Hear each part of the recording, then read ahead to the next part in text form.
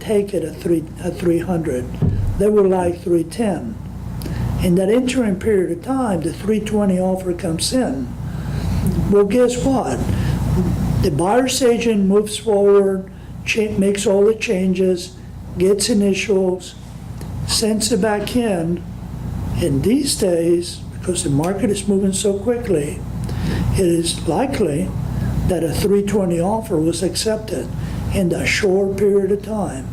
And there is disappointment all around. The agents get crossway with one another. You can't do that. Your client's already countered. I got signatures. So here's a lesson for both sides. If you're a listing agent, you should never take an offer and have your clients sign completely with a counter amount on there. Because if they do that, once you give it back to the buyers, okay, if a higher offer comes in that the sellers want to take, somebody already has your client's signatures and initials on the changes, and you could have an executed contract. You see, it's a difficult predicament to be in, but something to keep in mind. You may be communicating in good faith with the agents. You may know the agents. Sometimes they are right here in this office. You know, sometimes they're good friends of yours. And when this happens, remember this: the agent is representing their client. The fact that you're buddies or friends or whatever, it doesn't mean much. We're here to represent our clients.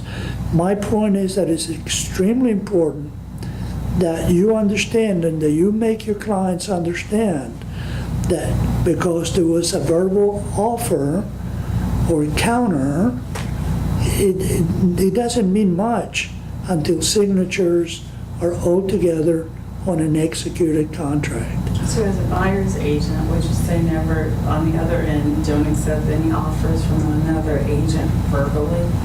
Well, if you do, you're taking a chance, you know. But I'm telling you that in practice, it happens every day. Every day. You send an offer in, you're some distance apart, there is communication. Here comes, picture this. You came in to show the house. You expressed interest through an offer, correct? Another agent knows now that you are showing this house because the listing agent has already communicated that to them. The second buyer's agent is saying, hey, there was somebody else that apparently wants this house pretty badly. If you want it, let's move in quickly. That's how offers come to listing price sometimes, because of that communication. Okay, so question for you. Yes. So you're the listing agent. You've gotten a 300 offer. Your clients are willing to counter a 310. Should you not counsel them to cross it out and write in 310 and initial it? Should you instead contact the buyer's agent and say, submit a counter offer because they have rejected your original? Well, they say that a counter offer, in reality, it's a rejection with an invitation to resubmit an offer. However, we don't want to get in a situation where they accept that 310 and a 320 might come in before then. So how do you handle that? The correct way of handling it is, as a buyer's agent, you may request that the seller's wishes be expressed in writing without necessarily signatures to the counter. Can that be in an email? Or I will put it on the offer itself, okay? An offer can be negotiated, and as long as offer is being negotiated, other offers can be accepted. Why would you do that as a buyer's agent, tell the other agents to send you a counter offer with no signature? Because you know that another offer can still be accepted if you don't have a signature on that paper. Because as sooner you have the changes and understanding what the sellers are expecting, the sooner you can actually move in with your clients to put signatures and changes, initials on the changes, and present that offer Maybe that's- quickly. This would be my question. The counter offer doesn't come in this form from It's the another seller. form. It could. It's another form. It could, no. It can. Yeah. So if they change, like he just said, and scratches Yeah. out 310 and Yeah. signs it and sends Not signs it, but Also. maybe, yeah, just make the changes, perhaps initial the changes, just the changes. Don't initial the bottom of each page, okay? Certainly don't put a signature to it as a seller. You're looking at it from a listing agent standpoint. From a buyer's agent standpoint, you do want them to sign everything because then it locks them Of course. into that number. But as a listing agent, Uh-huh. I would never let them do As that. okay, so you just have to flip your mind depending on who you're representing. Exactly right, Okay. So yeah. it's kind of a battle between, Who knows? battle is the not a probably optimal word, but I had that very thing happen where, I'm the buyer's agent and the seller, they counter, the seller's agent counters, and nothing, it was just verbal, and I'm in the hurry to get everything done because that can happen. It didn't, but there again, I feel like now that because I didn't even ask, in retrospect, I didn't even think about that because I'm one of those trusting people that believes everybody does what they say they're going to do. And so I feel bad that I didn't maybe ask for that. Everything's good, we're all signed now, but since I was representing my buyer, I should have asked for that to be, but then I wonder, sometimes I'm just new on the listing side, does a listing agent not do that because that's more work for them? Because now they have to actually most of the get times it's paperwork just- to the- Most of the times it's just for the sake of expediency, you know? As a listing agent, you always want to represent your homeowner in the best possible fashion. You know how they feel about the pricing, you know the market conditions, you know how the house is positioned on the market. You know that when an offer comes in that could be deemed as a low ball, nobody's excited about making changes and responding. In the back of the seller's mind, always, almost always, there's the hope that somebody else will come in and, bid a little bit higher. And sometimes in a very active market, like the Woodlands is, as opposed to other areas in, let's say, a little more rural environment, okay? There is not a lot demand for the product. So time always helps the seller. Timing always helps the seller, particularly in a very active market. Because here is what happens. There is an appointment to show the property. The property showed, now here comes an offer. Here comes another showing. There is communication between the showing agent and the listing agent. Do you have anything working? Well, I'm glad you asked. Actually, we don't have anything signed, but we have somebody else that has expressed an interest and we're anticipating an offer. They may have already received that, okay?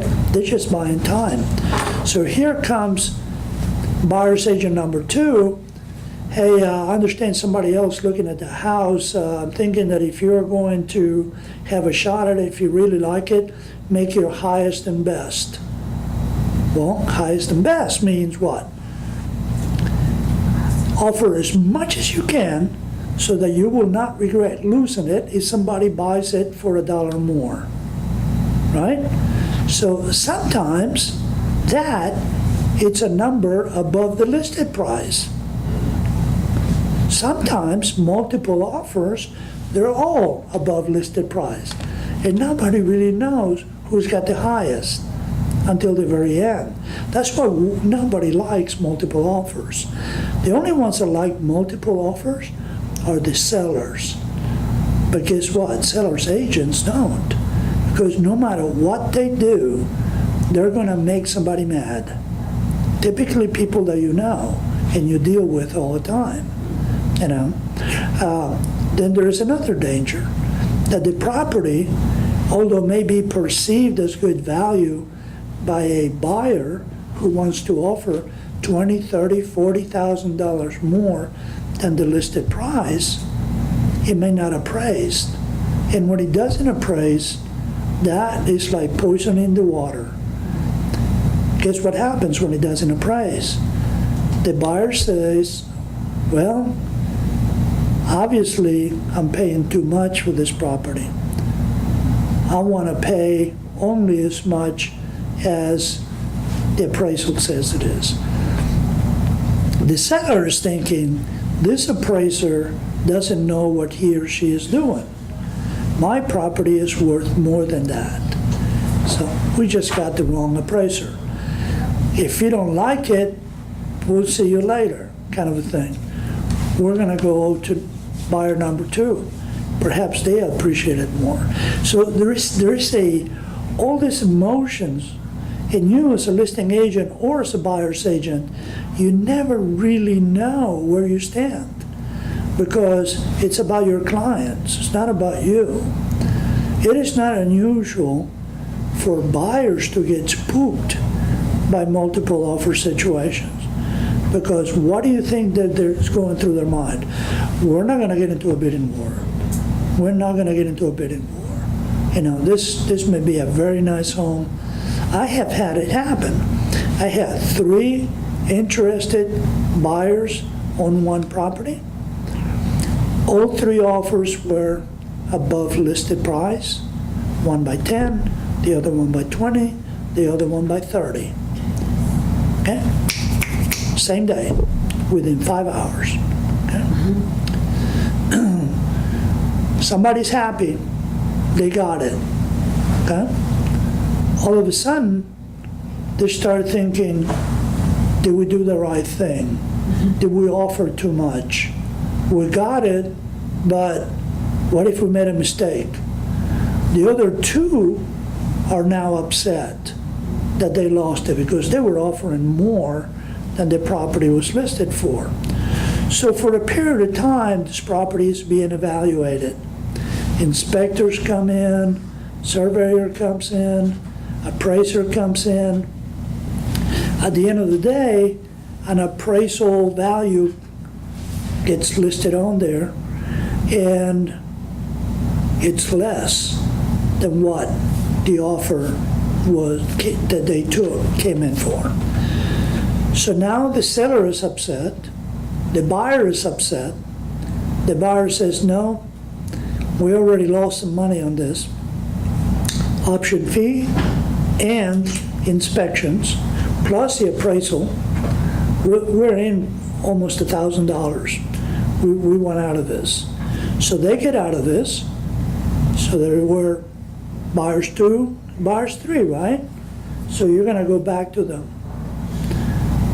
Now they go, uh-oh, something happened with that house. They backed out, even though we were offering more.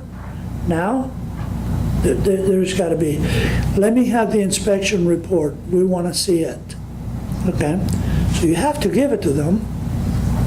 It doesn't guarantee you that you're going to get now an acceptable offer. So you end up from 3 above listed price to 0, plus the stigma on the house, plus a report that you have to show everybody. It's tough sometimes playing the game right. What you have to do in counseling your buyers is you have to demonstrate to them comparatives in the area and demonstrate to them what a good offer is, and let them know that you are not in control of other agents submitting a higher offer. So you have to help them determine what the actual value of the property may be, to give them a good indication if they're making a good choice or not. But ultimately, it is your buyer's decision as to how much you actually offer for the property. All right. So very seldom you will see B or C under number 4. Assumptions in seller financing are almost unheard of. And regressing a little bit, when you check 4A, please check, most of the times you're going to have number 2 in parentheses, that this contract is subject to buyer being approved for the financing described in the attached third-party financing addendum for credit approval.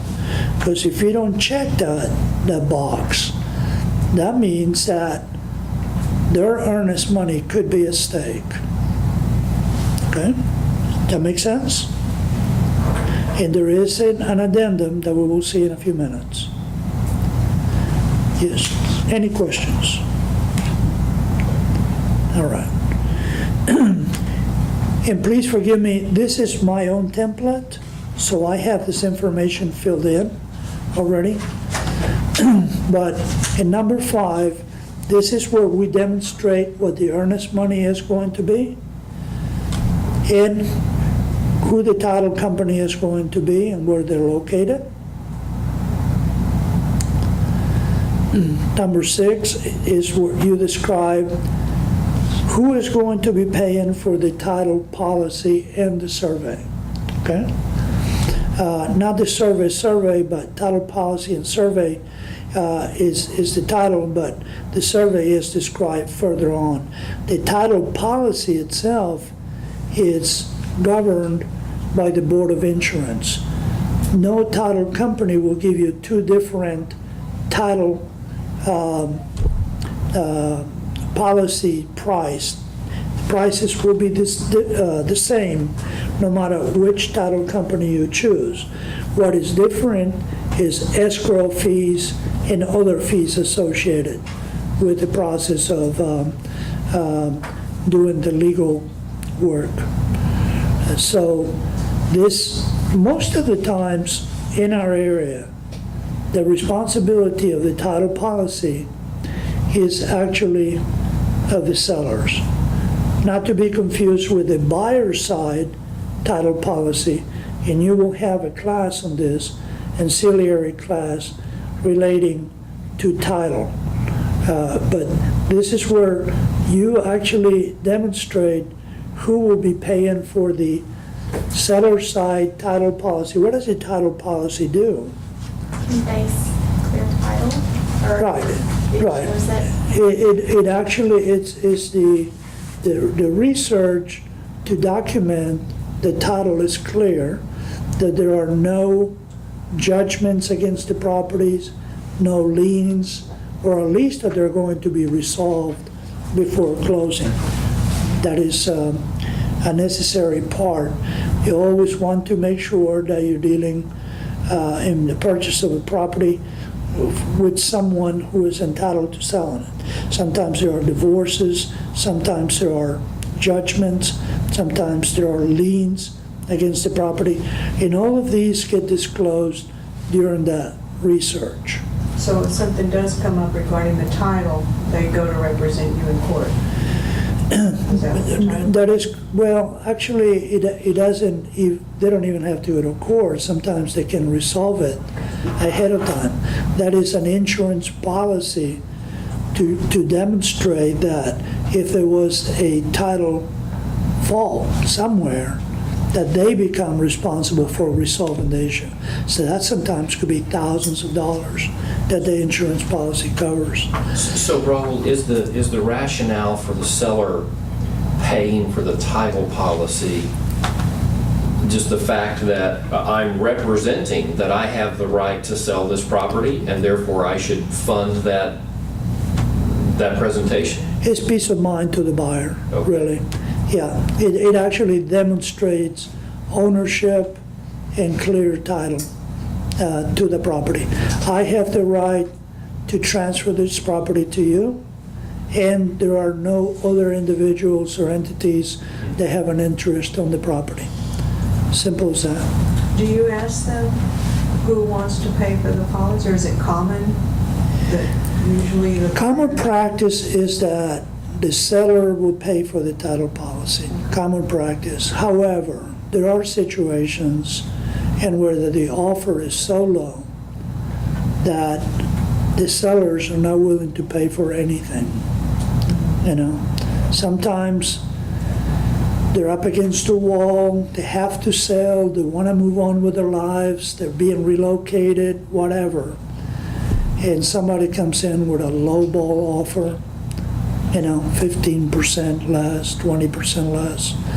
And this person says, I've been on the market for 6-8 months. This is the first thing that comes along.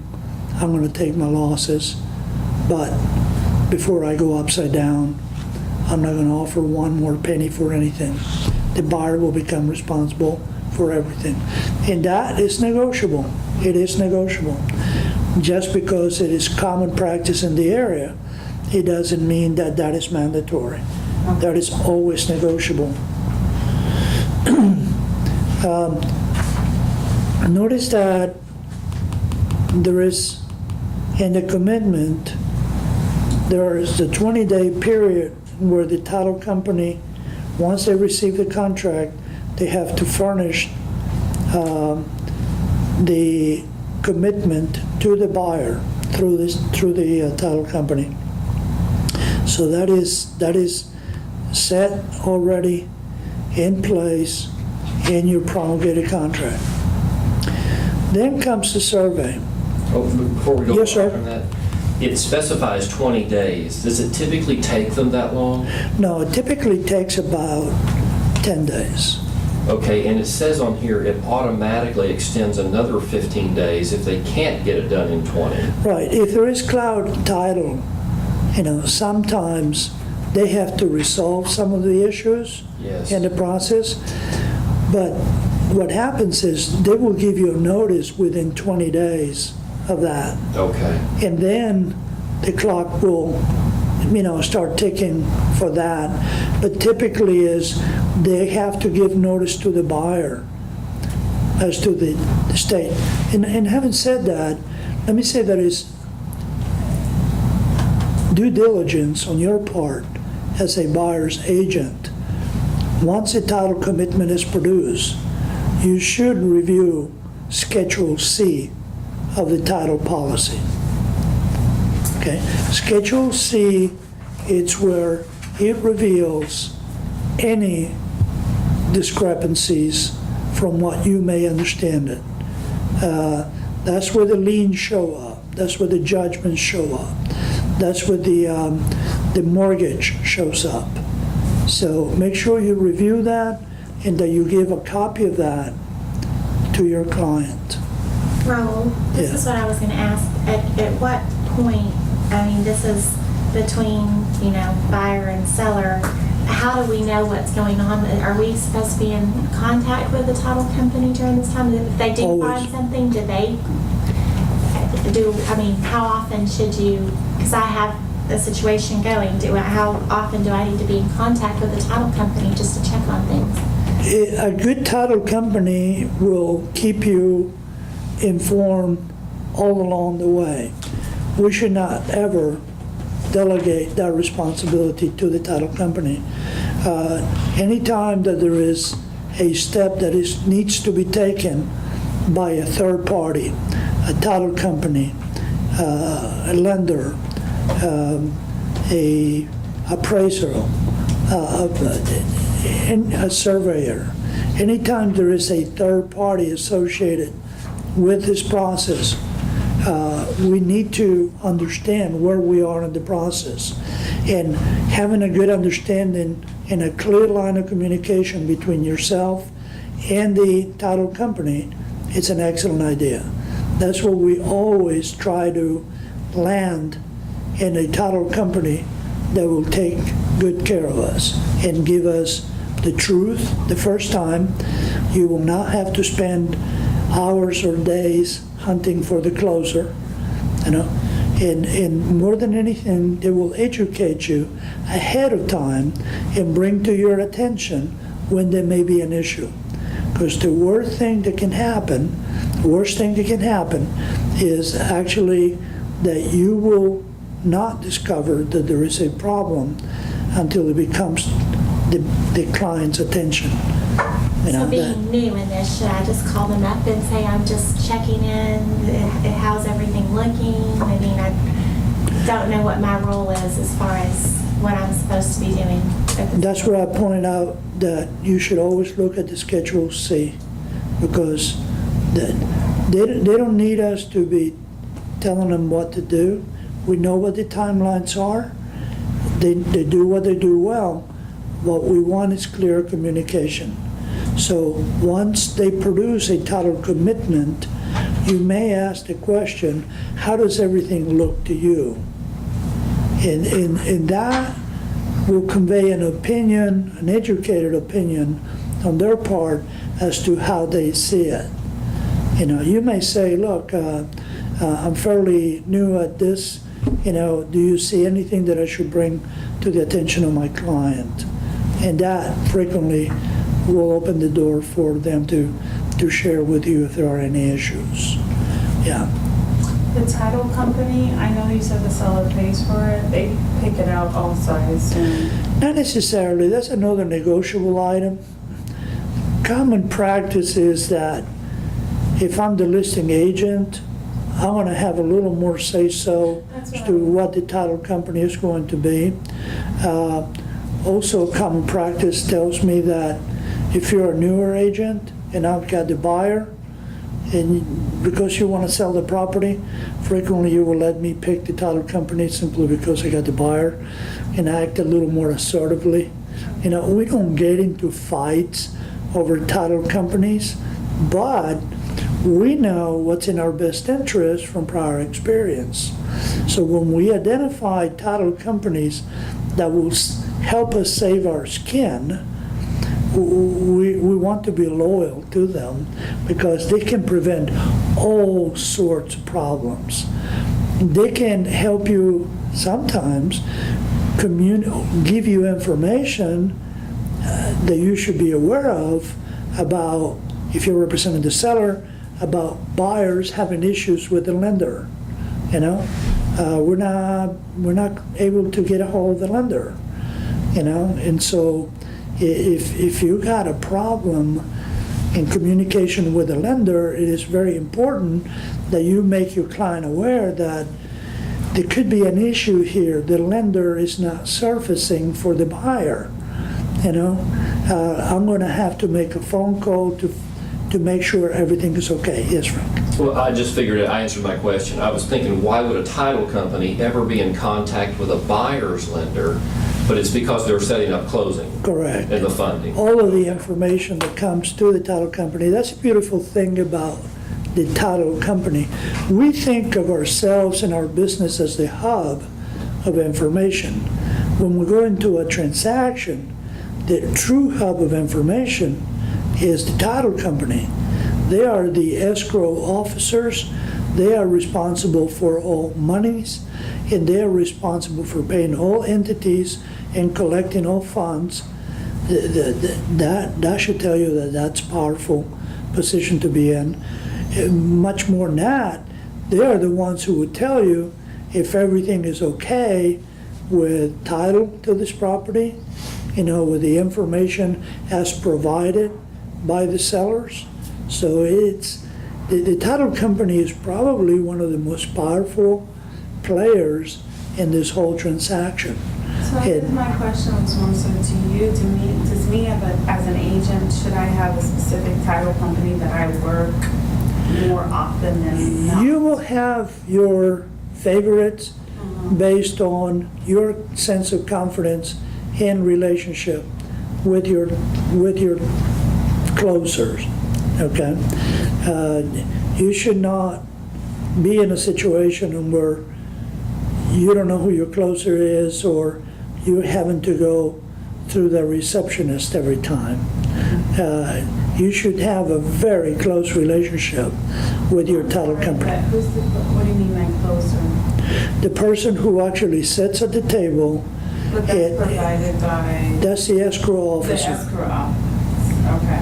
Yeah, that is the escrow officer, the person who is designated to to the file. So I should know those people as well? Absolutely. You should know what their kids' names are, where to go to church, if they go to church, what kind of car they drive. No, really. So It you is, should do 2 or 3 title companies, right? you could. Yeah. You could.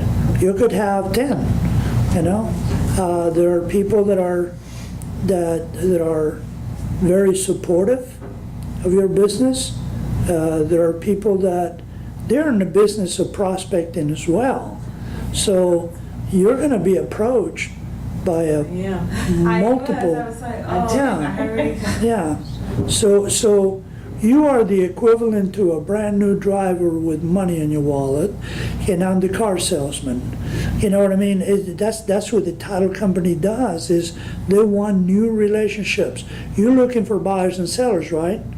They're looking for agents. So that understand that you're an extremely important person to a lot of people. You're important to title companies. You're important to lenders. You're important to brokers. You're important to business card salespeople. Anybody who has anything to offer to marketing, you're important to them. So it is equally important to you that you understand who they are, what they do, where they're located. I have a title company that I'm closely associated with, but I do business with multiple title companies. I know the closers, I know their marketing reps. Here's why. When you're the listing agent, you have a little more say-so in the matter. I tend to list more than I tend to represent buyers. It is in my best interest to know who I deal with, so I guide my counterparts to a certain title companies. However, I have never been in a situation in where I would risk a transaction because we disagree on the title company. That's why it is extremely important that you know multiple title companies and multiple closers. You may have a favorite closer at a certain title company. Sometimes these closers move from one title company to another.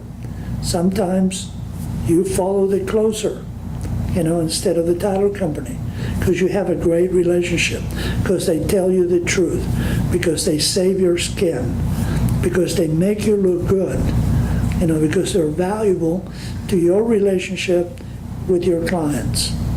Does that make it? So I was approached about the title company. They want me to set up an appointment so I can discuss their services. So what should I ask them? Specifically anything? What can you do for me? And that's it. What do you want to know? I don't know anything about a title company. Ask I'm them. not sure what to ask them. Tell them to teach you. Okay. Tell them what services do you provide. Why are you important to me? How do I benefit from knowing you? Just tell them I'm new to the business. I don't know anything about the title company. What can you tell me Yeah, that I can offer my clients? yeah. Okay. And they'd love to tell you. Okay. And by the way, we are doing a title class Oh. on September 8th with Chicago Title. Good. Yeah. Okay. So here we'll move on to the survey. In the survey, so now I'm assuming that you're representing the buyer. So here are some of the choices. You have a property that you're making an offer on that is listed on the MLS. It maybe has a survey posted on there, maybe doesn't. If it has a survey posted on there, or if it doesn't, but there is a survey available, you should expect a T47, which is an affidavit of survey, meaning that the sellers are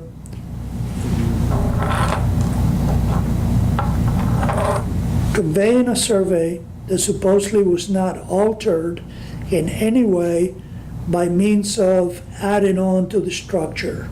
Because if you have a survey and where it no longer represents accurately what the state of the property is, let's say they added a swimming pool, they added another room, they modify the structure in some way, it's no longer representative of what you have on the survey. So the T-47, it's an affidavit which should be notarized, should be not DocuSigned, but handwritten signature, presented to a notary public and offered to the title company at the time of, shortly thereafter, the contract is executed. And so here's where you put how many days. Typically, in that blank, you would put somewhere in the range of 15 days. Because what is the first thing that happens once the contract is executed?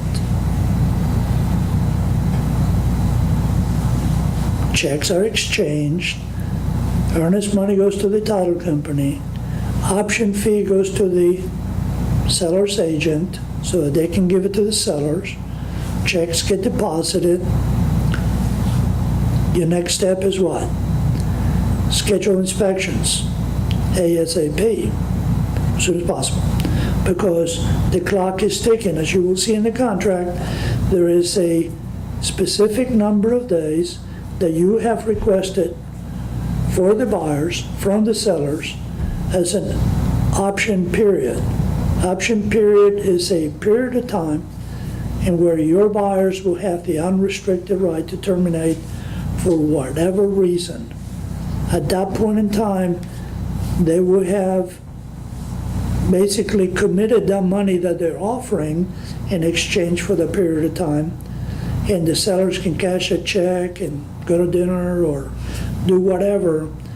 If that money is later revisited at closing because the buyers decided to purchase the property, then that money gets, that option fee becomes